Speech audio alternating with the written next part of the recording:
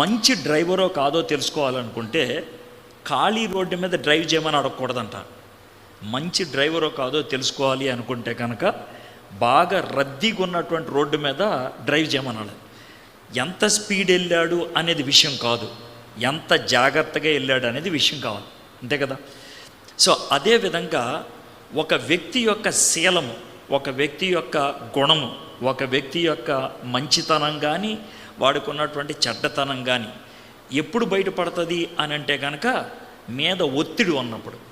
దాన్నే మనం శ్రమ అంటాం, శోధన అంటాం, కష్టము అంటాం, ఇబ్బంది అంటాం. మీకు చిన్న ఉదాహరణ చెప్తాను, చిన్న ఉదాహరణ. ఇప్పుడు ఈ మైకు మీలో ఎవరికైనా ఇచ్చి ఓ పాట పాడమన్నాం అనుకోండి, మామూలు విషయం, దీంతో మీకు అర్థమైపోతుంది. ఈ మైకు మీకు ఇచ్చి పాట పాడమన్నాం అనుకోండి, కొంతమంది భక్తిపరులుగా అనిపించుకోవడానికి స్తోత్రం హల్లెలూయా అంటారు. అది ఎందుకంటారో నాకు తెలియదు, అలా అనకూడదు. అంటే మైక్ టెస్టింగ్కి స్తోత్రం హల్లెలూయా అన్నారంటే దేవుడు ఎంత తక్కువైపోయాడో ఆలోచించండి. అలా అనొద్దు. ఒకవేళ మీరు అలా అనేవాళ్ళు అయితే జాగ్రత్త నేర్చుకోండి, ఇంకెప్పుడు అనొద్దు. రెండోది ఏంటంటే కొంతమంది హలో బాగున్నారా అని అంటారు, అది బాగుంది టెస్టింగ్. కొంతమంది అంత చదువు లేని వాళ్ళు ఏం చేస్తారంటే అని కొడతారు, అవునా కదా. ఇప్పుడు దీని మీద నేను ఒత్తిడి పెట్టా, ఈ ఒత్తిడి మీకు దుబ్బు అని సౌండ్ వచ్చింది. దాంతో మీకేమర్థమైంది? ఈ మైకు పనిచేస్తుందని, అవునా కదా. ఒకవేళ ఇలా కొట్టినప్పుడు ఏ శబ్దం రాలేదనుకో, నేను ఇటు చూసి పని చేయట్లేదే అంటాను. అదేవిధంగా మనం మైక్ అనుకోండి, మన మీద ఒత్తిడి పెట్టినప్పుడు మనలోంచి వచ్చే స్వరాలు మన శీలాన్ని చూపిస్తాయి. నువ్వు ఏం మాట్లాడతావు ఆ టైంలో, నీ నోట్లోంచి ఏం వస్తుంది, నీ నోట్లోంచి ఎలాంటి పదం వస్తుంది, అది నీ శీలాన్ని సూచిస్తాయి. అందుకనే యేసు ప్రభువు కానీ పౌలు కానీ పేతురు కానీ ఏమన్నారంటే శ్రమల్లో దేవుణ్ణి ఆరాధించేవాడు గొప్పోడు అన్నాడు. అన్నీ బాగున్నప్పుడు కాదు, శ్రమల్లో ఇబ్బందుల్లో దేవుణ్ణి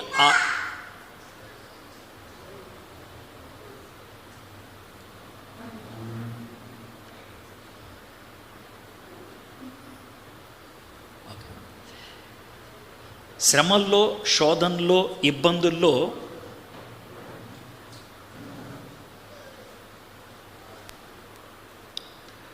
దేవుణ్ణి ఆరాధించడం నేర్చుకోండి అని అన్నాడు. యేసుప్రభు వారు ఏమన్నారంటే అంత్యదినాలలో మీ మీద బాగా శ్రమలు ఉంటాయి, ఇబ్బందులు ఉంటాయి, అన్యాయంగా మాట్లాడతారు, అబద్ధాలు చెప్తారు, మీ మీద తప్పుడు సాక్ష్యాలు మీ మీద మోపుతారు, అనవసరంగా రోడ్డు మీదకి ఈడ్చికెళ్తారు, ఇలాంటివన్నీ జరుగుతాయి. అలాంటి వాటి మధ్యన మీరు దేవుణ్ణి స్తుతించండి, ఆరాధించండి అని చెప్పారనమాట. ఇప్పుడు ఇలాంటి చెప్తున్నప్పుడు రెండు రకాలైనటువంటివి వస్తాయి. ఒకటేంటంటే మీలో ఇప్పుడు బాధల్లో ఉన్నవాళ్ళు, భయాల్లో ఉన్నవాళ్ళు, కష్టాల్లో ఉన్నవాళ్ళు, ఊరికాయ బాబు నీకు తినడానికి తిండి ఉంది, బతుకు బాగుంది, నువ్వు ఏదైనా చెప్తావులే అని అనుకుంటూ ఉండొచ్చు లోన. ఆయన తప్పేం కాదు, మీరు అన్నది కరెక్టే. అయితే ఏ కారణం చేత మనం అలా చెప్పగలుగుతాం, ఎలా చెప్పగలుగుతాం, అది ఈరోజు మీతో చెప్పాలనుకుంటున్నాను. అంటే శ్రమల గుండా వెళ్తూ, జాగ్రత్తగా శ్రమల గుండా వెళ్ళే వాళ్ళకి ఒక ఆయన ఉత్తరం రాశాడు. ఈయన శ్రమల్లో ఉన్నాడు, ఎవరికైతే ఉత్తరం రాస్తున్నాడో వాళ్ళు కూడా శ్రమల్లో ఉన్నారు. ఈయన్ని ఎప్పుడు చంపేస్తారో తెలీదు, ఈయన ఎవరికి ఉత్తరం రాస్తున్నారో వాళ్ళని ఎప్పుడు చంపేస్తారో తెలీదు. కాబట్టి వాళ్ళకి ఉత్తరం రాస్తున్నాడు. ఏమనంటే నాకు భయం ఉంది, బాధ ఉంది, అయితే నేను ధైర్యం తెచ్చుకున్నాను, ఎలా తెచ్చుకున్నానో మీకు చెప్తాను, ఇలా తెచ్చుకోండి మీరు అని చెప్పాడనమాట. అనుభవంలోంచి వచ్చిందనమాట ఆ మాట, అనుభవంలోంచి. కాబట్టి ఈరోజు ధైర్యంగా ఎలా ఉండగలుగుతాం, ఒత్తిళ్ళ మధ్యన, శ్రమల మధ్యన ధైర్యంగా ఎలా ఉండగలుగుతాం, మనకి చావు దగ్గరకు వచ్చింది అనిపించినప్పుడు, కష్టం అనిపించినప్పుడు, అది ఈరోజు మనం నేర్చుకోగలిగేటువంటి పాఠం. ఓకే, అయితే ఈరోజు నేను యేసు ప్రభు శిష్యుల్లో ఒక విధంగా అనేక కోణాల్లో మనకి ఒక శిష్యుడి గురించి ఎక్కువ చెప్పారు. ఆయన గురించి చెప్పినంత ఇంకెవరి గురించి చెప్పలేదు. ఒక శిష్యుడు, యేసు ప్రభు వారికి 12 మంది శిష్యులు ఉన్నారు, అందుట్లో ఒక శిష్యుడి గురించి ఎక్కువ వివరాలు ఇచ్చారు. ఆయన గురించి ఇచ్చినన్ని వివరాలు ఇంకెవరి గురించి ఇవ్వలేదు. ఎవరు ఆయన అంటే పేతురు. అసలు ఆయన పేరు పేతురు కాదు, ఆయన పేరు సీమోను. సీమోను. అయితే సీమోన్ని మొట్టమొదటిసారిగా యేసుప్రభు వారు పిలిచినప్పుడు ఆయన ముద్దుగా ఓ పేరు పెట్టాడు. ఏ విధంగా పెట్టాడు పేరు? ముద్దుగా. అది మీరు మనసులో పెట్టుకోవాలి. ముద్దుగా ఓ పేరు పెట్టాడు. ముద్దుగా ఏమని పేరు పెట్టారంటే ఆ పేతురు అని పెట్టాడు. అంటే వాళ్ళ భాషలో అయితే కేఫా అని పెట్టాడు అనమాట. ఈ పేతురు అని ముద్దుగా అనే మాట ఎందుకు అంటున్నానంటే, మనం మిత్రులు కలిసి ఉన్నప్పుడు, మిత్రులు కానీ మిత్రురాలు కానీ కలిసి ఉన్నప్పుడు, బాగా స్నేహం ఎక్కువైపోయినప్పుడు, స్నేహంలో మనం మన మిత్రుల్ని ముద్దుగా పిలుస్తాం. ఏ బండదానా ఎట్రా, ఏ పొట్టిదానా ఎట్రా, అరే బండోడ ఎట్రా అని పిలుస్తాం కదా. ఇప్పుడు మీకు అర్థమైంది కదా. అది బయటోడు పిలిస్తే కోపం మీద కొడతారు. అదే మిత్రులు పిలిస్తే కనుక ముద్దుగా ఉంటుంది. మీకు అర్థమైంది కదా. అదేవిధంగా యేసయ్య సీమోన్ని పేతురు అని పిలిచాడు.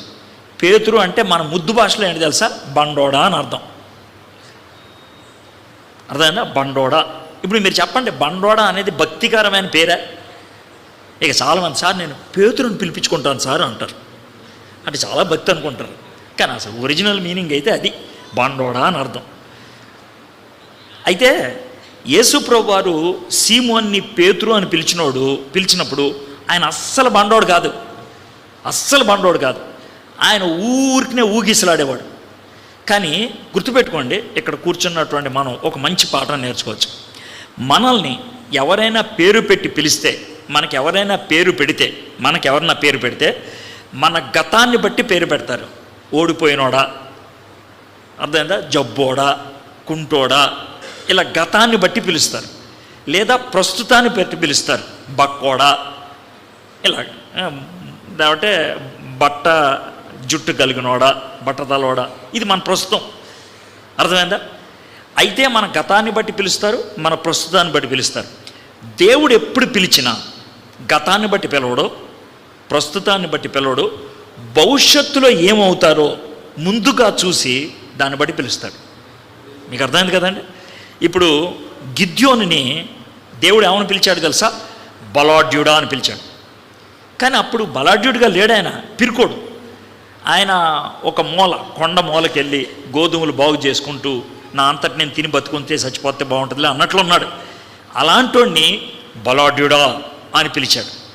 అంటే నువ్వు బలాఢ్యుడు అవుతావు, నేను చేస్తాను నిన్ను, అలాగనమాట. అదేవిధంగా పేతుర్ని, అంటే సీమోన్ని పేతురు అని పిలిచినప్పుడు నువ్వు పేతురు అవుతావు, నేను చేస్తాను నిన్ను. అర్థమైందా? కాబట్టి ఇక్కడ కూర్చున్నటువంటి మీ అందరికీ ఒక భయం ఉండొచ్చు. సార్ నా గతం మంచిది కాదు, నా ప్రస్తుతం మంచిది కాదు అని అంటే, నీ గతాన్ని బట్టో నీ ప్రస్తుతాన్ని బట్టో దేవుడు నిన్ను పిలవట్లా. నిన్ను ఏం చేయాలనుకుంటున్నాడో అది ఆలోచించి పిలుస్తున్నాడు. అది మనం గుర్తుపెట్టుకోవాలి. కాబట్టి పేతురికి ఆ విధంగా పేరిచ్చాడు. పేరిచ్చిన తర్వాత పేతురు మనకి తెలిసి 2 సార్లు జారిపోయాడు.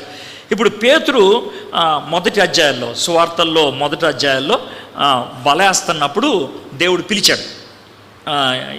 వలేస్తున్నప్పుడు ఆయన్ని పిలిచి నన్ను వెంబడించన్నాడు. ఇది మనకు బాగా తెలుసు.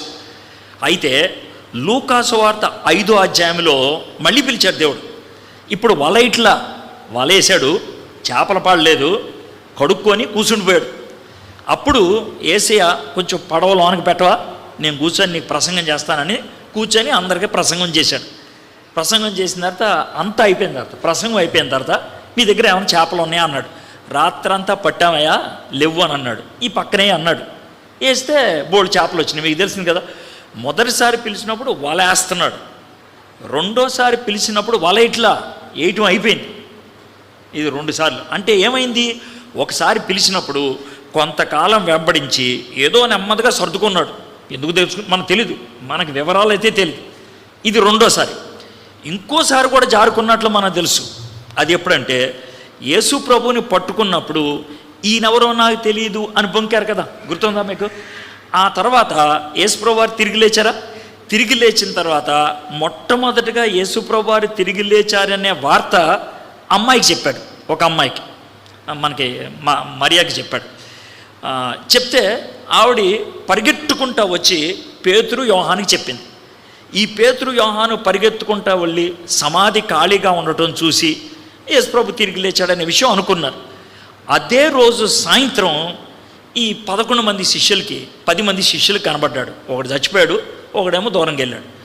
వారం తర్వాత మళ్ళీ కనబడ్డాడు తోమా కోసం. ఇప్పుడు చూడండి, ఖాళీ సమాధి చూసింది పేతురే, మొదటిసారి యేసుప్రభు వచ్చినప్పుడు చూసింది పేతురే, రెండోసారి తోమా కోసం వచ్చినప్పుడు చూసింది పేతురే. ఇది జరిగిన 3-4 రోజులకి పేతురు ఏమన్నాడు తెలుసా? బాబు, నేను చేపలు పట్టుకోవడానికి వెళ్ళిపోతున్నాను అని వెళ్ళిపోయాడు. ఇది యోహాను సువార్త 21వ అధ్యాయం. ఇప్పుడు మీకు ఎలా అర్థమైంది? మొదటిసారి పిలిచాడు, జారిపోయాడు, రెండోసారి పిలిచాడు, జారిపోయాడు, మూడోసారి వచ్చి ఆయన చాలా భారంగా మాట్లాడాడు. ఎవరు? యేసయ్య. నన్ను నిజంగా ప్రేమిస్తున్నావా చెప్పు, వీటికంటే ఎక్కువగా ప్రేమిస్తున్నావా? నీకు చేపలే ముఖ్యమా, నీకు బొట్టలే ముఖ్యమా, నీకు తట్లే ముఖ్యమా, నీకు వలే ముఖ్యమా అన్నట్లు మాట్లాడాడు. ఆ తర్వాత యేసుప్రభు వారు ఇంకొక ప్రవచనాత్మకమైన చెప్పాడు. ఏమన్నాడంటే, ఇప్పుడు నువ్వు ఎక్కడికి పడితే అక్కడ నీ అంతటి నువ్వు వెళ్తున్నావు, కానీ ఒక వయసు వస్తుంది, అప్పుడు నువ్వు నడవలేవు. నువ్వు అప్పుడు ఏం చేస్తావు తెలుసా? నీ చావు కూడా నాకు సాక్ష్యంగా ఉంటుంది అన్నాడు. నిజంగానే అలాగే చనిపోయాడు పేతురు గారు. ఇప్పుడు మీకు అర్థమైంది కదండి, ఇది పేతురు పరిస్థితి. సరే, పేతురు మొట్టమొదటిసారిగా పెంతుకోస్తు దినాన్న ప్రసంగం చేశాడు. పిరుకోడు భయస్థుడు ప్రసంగం చేశాడు. 3000 మంది ఆ రోజు బాప్తిసం తీసుకున్నారు. కొన్ని రోజులకి ఒక కుంటోడిని బాగు చేయడం విషయంలో ఇంకొక 5000 మంది ప్రభువులో చేరారు. ఇలాగా పేతురు భక్తుడు యెరూషలేములో సుమారు ఒక 10 ఏళ్ళు గడిపేశాడు. 10 ఏళ్ళు. ఆ టైంలో హేరోదు అని ఇంకో చక్రవర్తి ఉండేవాడు. ఏది? యేసుప్రభు ఉన్నప్పుడు హేరోదు కాదు, ఈయన ఇంకో హేరోదు, అగ్రిప్ప హేరోదు. ఆయన ఏం చేశాడంటే, యోహానికి ఒక సహోదరుడు ఉండేవాడు కదా, యాకోబు, అని చంపేశాడు. ఆయన చంపేసి పేతుర్ని జైల్లో పెట్టాడు. ఇది అపోస్తల కార్యం 12వ అధ్యాయం. కథలాగా చెప్తున్నా వినండి. జైల్లో పెట్టాడు. ఈయన ఉద్దేశం ఏంటంటే, రేపు అందరినీ పబ్లిక్గా తీసుకొచ్చి అందరు ఎదురుగా పేతుర్ని చంపేద్దామని. అయితే దేవుడు ఏం చేశాడంటే, రాత్రి ఒక దేవదూతను పంపించేసి పేతుర్ని బయటికి తీసుకొచ్చేసిన తర్వాత పేతుర్ని అందరూ ఏమన్నారంటే, బాబు నువ్వు బయటికి వెళ్తే చంపేస్తారు, నువ్వు సీక్రెట్గా లోనే ఉండి మాకు పరిచయం చేయ అన్నాడు. అప్పుడు ఈయన ఏం చేసేవాడంటే, గుహల్లోనూ సమాధుల దొడ్లలోనూ లేకపోతే అర్ధరాత్రి పూట్ల సర్వీస్ నడుస్తూ ఉండేది ఆరాధనలో. అక్కడికి వెళ్ళేవాడు పేతురు, పబ్లిక్గా ఉండేవాడు కాదు. అలాగా కొంతకాలం గడిపేశాడు. ఇప్పుడు అపోస్తల కార్యం 15వ అధ్యాయానికి వచ్చాను. అప్పుడు పౌలు భక్తుడు, బర్నబా ఇలాంటి వాళ్ళంతా కూడా యెరూషలేముకి వచ్చారు.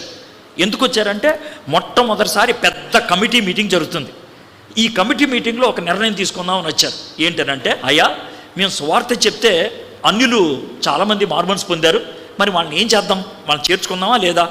ఇప్పుడు దాకా అయితే అన్యులు చేర్చుకోవడం లేదు, వాళ్ళు ఇచ్చే నీళ్ళు తాగకూడదు, వాళ్ళు ఇచ్చిన భోజనం తినకూడదు, వాళ్ళ ఇంటికి వెళ్ళకూడదు, ఇది కదా మనకున్నది, ఏం చేద్దామని అందరు కూర్చున్నారు. అప్పుడు పేతురు మాట్లాడాడు, అట్లా అనొద్దు, నేను కూడా అలాగే అనుకున్నాను, దేవుడు నాకు దర్శనమిస్తే కొర్నేలి ఇంటికి వెళ్ళాను నేను అన్నాడు. తర్వాత పౌలు కూడా మాట్లాడాడు, అయ్యా నేను ఈ ప్రాంతం అంతా కూడా ఆసియా ప్రాంతం అంతా తిరిగాను, చాలామంది యేసుప్రభుని అంగీకరించారు, మనం ఎలా కాదంటాం అని పౌలు అన్నాడు. ఎప్పుడైతే పేతురు ఇలా అన్నాడో, ఎప్పుడైతే పౌలు ఇలా అన్నాడో, యాకోబు, ఏ యాకోబు? మీరే కదా సార్ యాకోబు చచ్చిపోయాడు అన్నారు కదా అని అంటే, 2 యాకోబులు ఉన్నారు మనకు తెలిసి. ఒక యాకోబు ఏమో యోహాను యొక్క బ్రదర్, సహోదరుడైన యాకోబు, ఆయన చంపేశాడు. ఇంకో యాకోబు అన్నాడు. ఈయన ఎవరంటే యేసు ప్రభుకి స్వయాన్న తమ్ముడు. యేసు ప్రభుకి తమ్ముడు ఏంటండి అని అంటే, యేసు ప్రభు ఎవరు పుట్టాడు? మరియమ్మకు పుట్టాడు. మరియమ్మకు పుట్టిన తర్వాత మరియమ్మ యోసేపు మామూలుగా భార్యాభర్తలుగా కలిసినప్పుడు వాళ్ళకి 4 కొడుకులు పుట్టారు. కూతుర్లు 2-3 పుట్టారు, మనకు సంఖ్య తెలియదు. కొడుకులైతే 4 పుట్టారు. ఆ కొడుకుల్లో ఒక కొడుకు పేరు యాకోబు, ఒక కొడుకు పేరు యోధా, ఇలాగ 4కి 4 పేర్లు ఉన్నాయి. యోధా పత్రిక రాసింది యేసు ప్రభు తమ్ముడు అనమాట. యాకోబు పత్రిక రాసింది కూడా యేసు ప్రభు తమ్ముడు. ఈ యేసు ప్రభు తమ్ముడు అప్పుడు పెద్ద బిషప్ లాగా ఉండేవాడు అనమాట. ఆయన లేచి నిలబడి మాట్లాడాడు, అయ్యా మనం ఇంకా అన్యుల్ని చేర్చుకుందాం, వాళ్ళని ఏమి ఆటంకం పెట్టొద్దు అని ధైర్యంగా చెప్పాడు. ఇది అపోస్తల కార్యం 15వ అధ్యాయం. ఆ తర్వాత ఏమనుకున్నారేమో, పేతురు గారు మీరు ఇక్కడ ఉంటే బాగోదు, మీరు ఇంకెళ్ళిపోండి ఇక్కడ నుంచి అని అన్నారు. అప్పుడు ఆయన యెరూషలేము నుంచి వెళ్ళిపోయి అంతియోకు అనే ఒక ఊరు వచ్చాడు. అంతియోకు అనే ఊరు వచ్చి కొంతకాలం అక్కడ ఉన్నాడు. ఇప్పటికీ కూడా ఎవరన్నా ఇస్రాయేల్ దేశం వెళ్తే, ఇస్రాయేల్ నుంచి ఉత్తరానికి వెళ్తే కనుక సిరియా అనే ఒక చిన్న దేశం ఉంటుంది. దాంట్లో అంత్యోకు అనే ఒక ఊరు ఉంటుంది. కొండతో తయారు చేసినటువంటి ఒక చర్చ్ ఉంటుంది, కొండ రాళ్లతో, పురాతనమైన చర్చ్, చాలా పెద్దదేం కాదులే, చిన్నది. మహా అయితే చర్చిలో 50 మంది పడతారు. ఆ చర్చిని చూపించే ఉంటారంటే పేతురు ఇక్కడే పరిచయం చేసేవాడు అంటూ ఉంటారు. అక్కడి నుంచి ఏం చేశాడంటే టర్కీ దేశానికి వెళ్ళిపోయాడు. ఇప్పుడు మనం టర్కీ అంటామే, వెళ్ళాడు. ఈ టర్కీ దేశం అప్పుడు ఒక దేశంగా ఉండేది కాదు, 5 రాజ్యాలుగా ఉండేది. పొంతు, గలతియా, కపదోకియా, ఇలాగా 5 రాజ్యాలుగా ఉండేది. పేతురు భక్తుడు అక్కడ సుమారు 10 ఏళ్ళు వాక్యం బోధించాడు. చాలా సంఘాలు స్థాపించి క్రీస్తు శకం 62 ఆ ప్రాంతానికి రోమ్ పట్టణంకి వెళ్ళాడు. అక్కడ ఉన్నాడండి. అక్కడున్నప్పుడు ఒక 2 ఏళ్లకి కొత్త చక్రవర్తి వచ్చాడు. వాడి పేరు నీరో. మీకు కథలాగా చెప్తున్నా, నీరో చక్రవర్తి. వాడు ఏం చేశాడంటే, వాడు దుర్మార్గుడు, మంచోడు కాదు, బుర్రలేనోడు. వాడు ఏమనుకున్నాడంటే మంచి దివ్యమైన పట్టణం కట్టాలి అనేసి, ఇప్పుడు ఆల్రెడీ ఓ పట్టణం ఉంటుంది కదా, దాన్ని తగలబెట్టేద్దామని గుడిసెలు అట్లా కిరసనాలు పెట్టి అగ్గిపొల్లు పెట్టాడు. సగం ఊరు తగలబడిపోయింది. తగలబడిపోతే ఊరోళ్ళంతా వచ్చి, అరే ఎవడరా ఊరు తగలబెట్టింది అని అన్నాడు. ఏంద్రబాబు అందరూ ఊరు తగలబెట్టిందని అరుస్తున్నారనేసి, నేనే అంటే కనుక నన్ను చంపేస్తారేమో అనే భయంతో ఏమన్నాడంటే, ఈ కిరస్తాన్ వాళ్ళు ఉన్నారే యేసుప్రభుని కూల్చేవాళ్ళు, వాళ్ళే ఊరు తగలబెట్టింది అని అన్నాడు. అనేటప్పటికీ క్రైస్తవుడు ఎక్కడ కనబడితే అక్కడ వాడిని చంపేశారు. క్రైస్తవుడు ఎక్కడ కనబడితే అక్కడ చంపేశారు. రకరకాల పద్ధతుల్లో చెప్పారు. అతి ఎక్కువ మందిని ఎలా చంపారో తెలుసా? ఈ పద్ధతి వినండి. వాళ్ళు ఏం చేశారంటే పెద్ద నూనె డబ్బా తెచ్చేవాడు. మనం నూనె పోస్తామే, నూనె డబ్బాలో మనిషిని ముంచేవాళ్ళు. మనిషిని మామూలుగా మనం బట్టలు నీళ్ళలో ముంచుతామే, అలాగా మనిషిని నూనె డబ్బాలో ముంచి పైకి లేపేవాడు. లేపి చెట్టుకేసి కట్టేసేవాడు. మనిషిని చెట్టుకేసి కట్టేసి, ఇప్పుడు నూనెలో ముంచారు కదా, చెట్టుకేసి కడితే నూనె నెమ్మదిగా కిందకి కారుతూ ఉంటుంది కదా, ఆ నూనె కారే దగ్గర అగ్గిపొల్లు వెలిగించేవాడు. అప్పుడేమవుద్ది, మనిషి అంతా కాలిపోతూ ఉండేవాడు. ఓ 10 నిమిషాలు 15 నిమిషాలు కాలేవాడు. ఆ విధంగా మనుషుల్ని కొవ్వొత్తుల్లాగా రాత్రులు కాల్చుకునేవాడు. ఇప్పుడు మీకు అర్థమైంది కదండి. ఇప్పుడు మనకి వీధెమ్మడి వెళ్తున్నాం అనుకోండి, పూర్వకాలంలో కాగడా పట్టుకెళ్ళేవాడు, అవునా? అయితే వీళ్ళు ఏం చేసేవాళ్ళు అంటే, ఇక్కడ చెట్టుకొకడిని, అక్కడికో చెట్టుకొకడిని కట్టి వెలిగించేవాళ్ళు. అప్పుడు రోడ్డు అంతా వెలుగుండేది అనమాట. వీళ్ళు ఒక అరగంట కాలేవాళ్ళు, ఆ అరగంట కాలిన దాకా చచ్చిపోయేవాడు. అది పరిస్థితి. మనుషుల్ని ఆ విధంగా చంపేశారు, కొన్ని వేల మందిని చంపేశారు. అలాంటి పరిస్థితుల్లో పేతురు భక్తుడు రోమ్లో ఉండి ఒక ఉత్తరం రాశాడు. ఆ ఉత్తరం పాపం పేతురు రాయలే, పేతురు చెప్తా ఉంటే రాశాడు. పేతురు చేపలు పట్టేవాడు కదా, పెద్ద చదువు రాదు. అందుకనే పేతురు సిల్వానా అనే ఒక ఆయన చెప్తే ఆయన రాస్తూ ఉన్నాడు. సిల్వానా అనే ఆయన ఆ రాసినటువంటి పత్రిక ఎవరికైతే ఈయన వాక్యం బోధించి సంఘాలు స్థాపించాడో ఆ సంఘస్థులందరికీ ఆయన రాశాడనమాట ఈ పత్రిక. అర్థమైందా? దాన్నే పేతురు భక్తుడు రాసిన తొలి పత్రిక అంటాం. రైట్, మీకు విషయం అర్థమైంది కదా? ఒకసారి తీస్తారు. ఇప్పుడు పేతురు రాసినటువంటి తొలి పత్రిక చివరి నుంచి తీస్తే మీకు త్వరగా వచ్చేస్తుంది. చివరి ప్రకటన గ్రంథం ఉంటుంది, దానికి ముందు యోధా ఉంటుంది, దానికి ముందు 3 యోహానులు ఉంటాయి, దానికి ముందు 2 పేతురులు ఉంటాయి.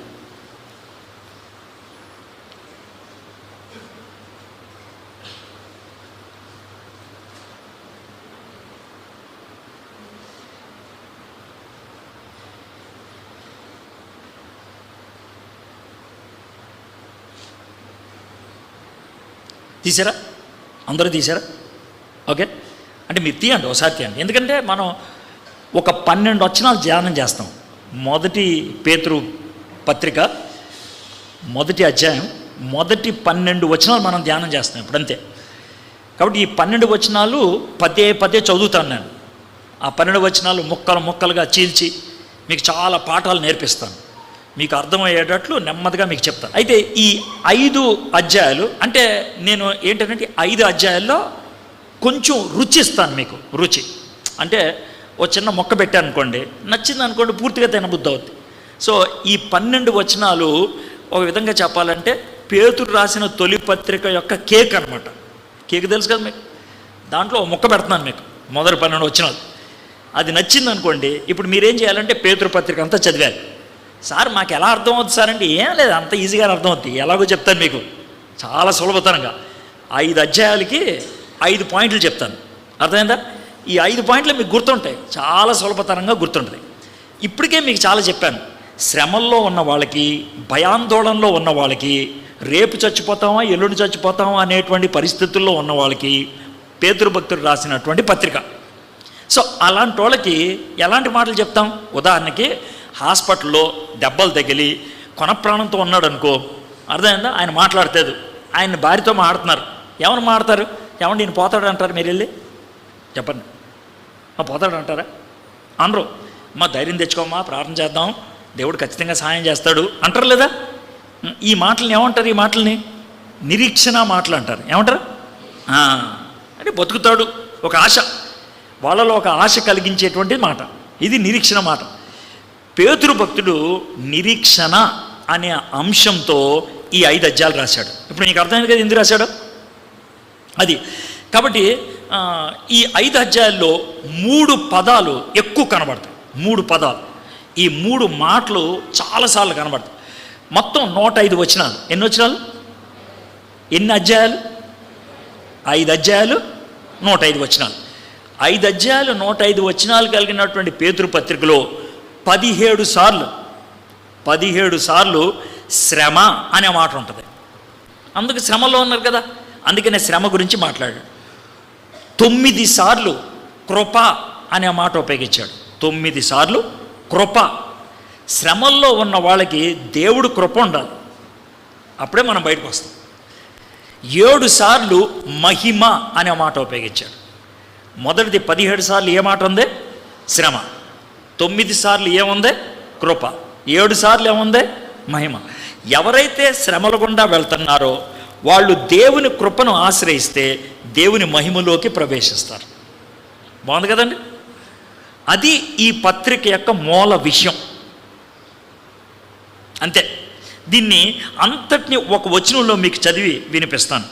పేతురు భక్తుడు రాసిన తొలి పత్రిక 5వ అధ్యాయం 10వ వచనం. అంటే ఈ 3 పదాలు ఈ వచనంలో ఒకే చాట కనబడతాయి. అందుకని ఈ వచనం చదివిస్తా.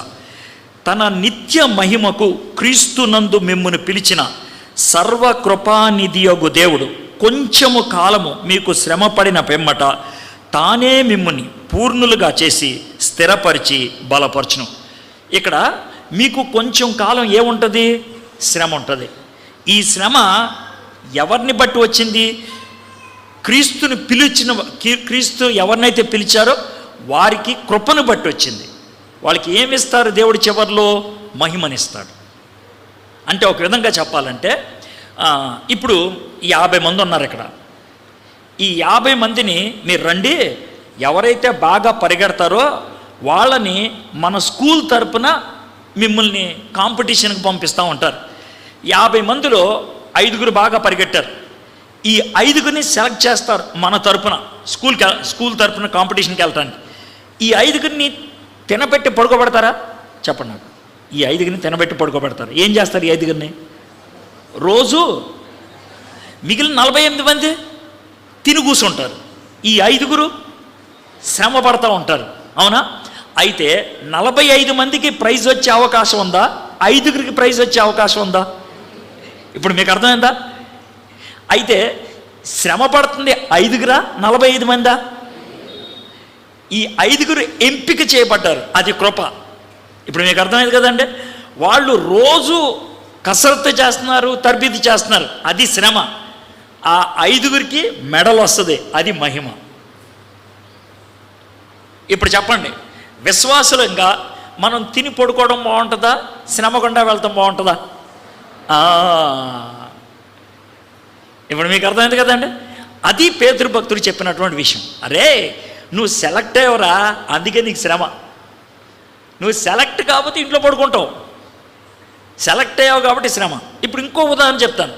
ఒకవేళ మన చర్చి తరపున ఈ ఊర్లో క్రైస్తవ సంఘాలన్నీ కలిసి పాటల కాంపిటీషన్ పెట్టిందనుకో, అర్థమైందా? మన చర్చి తరపున, సియోను సంఘం తరపున ఈ కాంపిటీషన్కి ఎవరు వెళ్తే బాగుంటుంది అనేది పాస్టర్ గారు పెద్దలు ఆలోచించి బాగా పాడేవాళ్ళని 3గురిని పిలిచి, రే నువ్వు బాగా తర్వీదవు అని అంటారు. అవును కదా? ఆడు పొద్దున్న లేచి, లేకపోతే అమ్మాయి పొద్దున్న లేచి పాడుతూనే ఉంటుంది, వాళ్ళకే అవకాశం ఉంటుంది. సో కాబట్టి ఈ 3 విషయాలు ఇక్కడ చెప్పాడు. ఇప్పుడు మీకు బాగా అర్థమైంది కదా? ఇప్పుడు ఎన్ని అధ్యాయాలు అన్నాను చెప్పాను పేతురు పత్రిక? ఈ 5 అధ్యాయాలు ఒక్కొక్క అధ్యాయానికి ఒక పేరు పెడతాను. ఆ అధ్యాయం అంతా దాని గురించే ఉంటుంది. అదేంటి చెప్తాను. ఈ లోకంలో మిమ్మల్ని ప్రశ్న అడుగుతాను, అప్పుడైనా నిద్రపోద్ది మీకు. ఈ లోకంలో మనిషి జీవితం దేంతో ఆరంభమవుతుంది? ఈ లోకంలో మనిషి జీవితం దేంతో ఆరంభమవుతుంది? కొంచెం గట్టి చెప్పండి. ఏడుపుతోనా?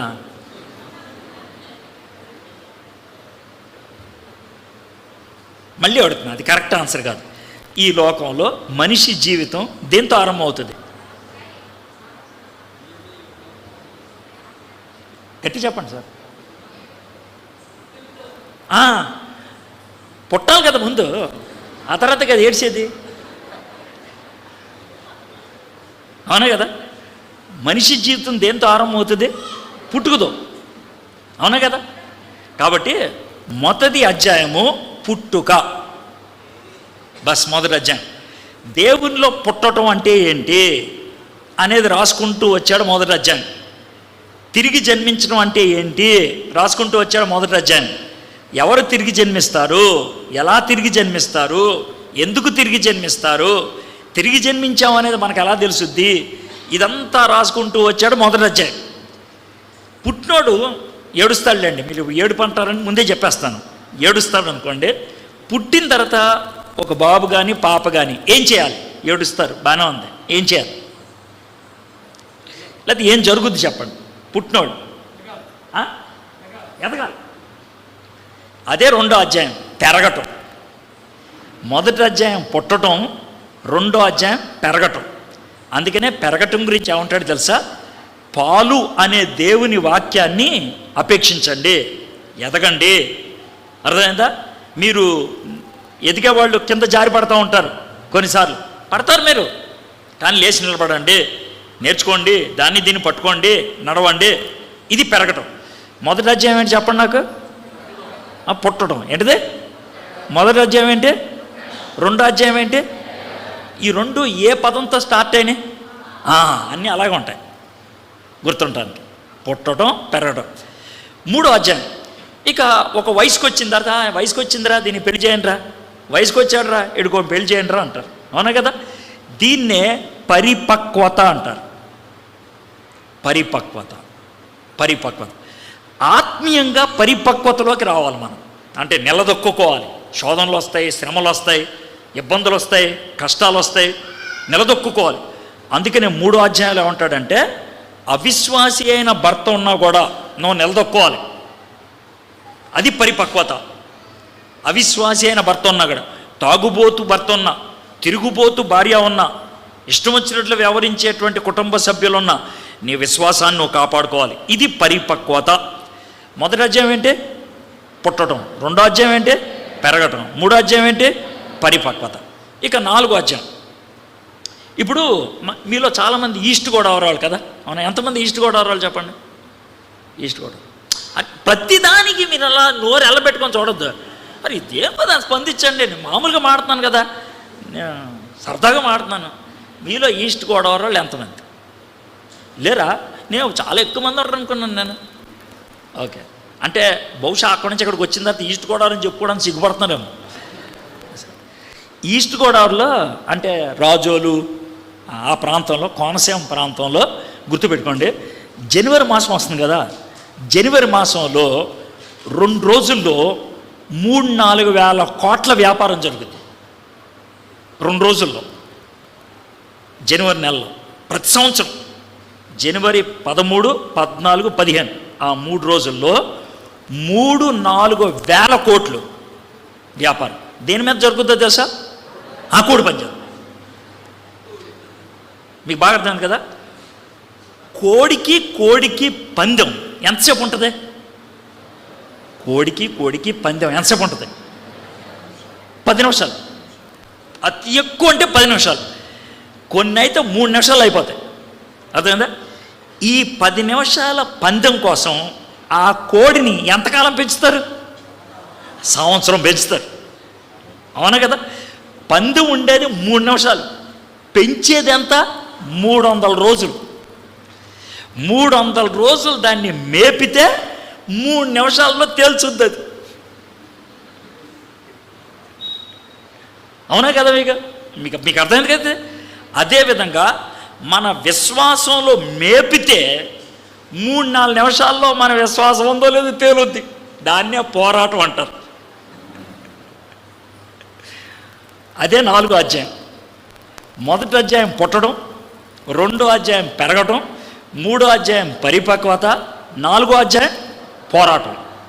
అయితే ఒక క్వశ్చన్ చెప్పండి, ప్రతి విశ్వాసి జీవితంలో పోరాటం ఉంటుందా ఉండదా? ఉండదు. ప్రతి పందెం కోడు పోరాటంలోకి వెళ్ళాలా లేదా? నేను పందెం కోడిని పెంచుతాను కానీ ఇంట్లోనే పెంచుతానంటే ఆయన ఏమంటారండి? పిచ్చోడా అంటారు. పెన్ను కొనుక్కుంటాను మూత ఎప్పుడు తీనంటే ఎలా ఉంటుంది? ఫ్యాన్ కొనుక్కుంటాను స్విచ్ నొక్కనంటే ఎలా ఉంటుంది? ఫోన్ కొనుక్కుంటాను దాంట్లో సిమ్ వేయనంటే ఎలా ఉంటుంది? అదేవిధంగా విశ్వాసంలో ఎదుగుతాను కానీ పోరాటంలోకి రాను అని అంటే అలాగే ఉంటుంది. అర్థమైంది? కాబట్టి ఖచ్చితంగా ప్రతి ఒక్కళ్ళు పోరాటంలో ఉంటారు. ఇది 4వ అధ్యాయం.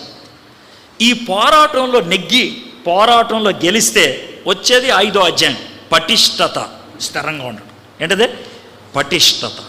ఇప్పుడు 5 అధ్యాయాలు మళ్ళీ వరుసగా చెప్తాను. ఈ 5 అధ్యాయాలు ఏంటో మళ్ళీ మీరు చెప్పాలి నాకు, ఎందుకంటే జీవితంలో పుస్తకాన్ని కొంచెం నేర్చుకుంటానండి, అదే నా కోరిక. 1వ అధ్యాయం ఏంటి చెప్పండి నాకు? పుట్టడం. 2వ అధ్యాయం పెరగడం. 3వ అధ్యాయం పరిపక్వత. 4వ అధ్యాయం పోరాటం. 5వ అధ్యాయం